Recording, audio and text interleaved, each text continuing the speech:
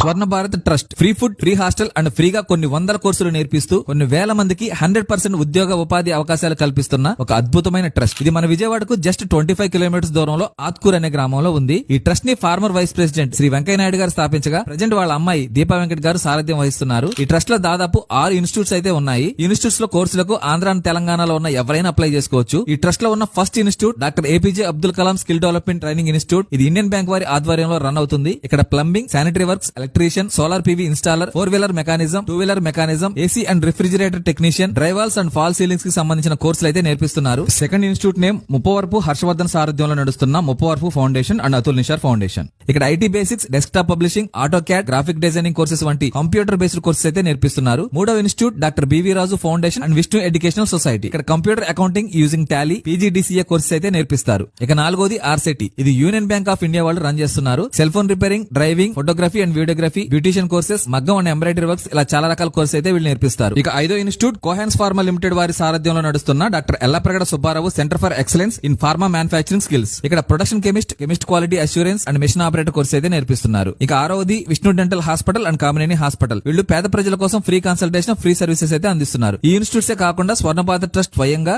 Nurse training, hotel management లాంటి కోర్సులు కూడా నేర్పిస్తున్నారు. స్క్రీన్ మీద డిస్ప్లే చేసిన ఫోన్ నంబర్ కాల్ చేసి అప్లై చేసుకోండి, లేదా ఈ క్యూఆర్ కోడ్ ని స్కాన్ చేసి కూడా అప్లై చేసుకోవచ్చు.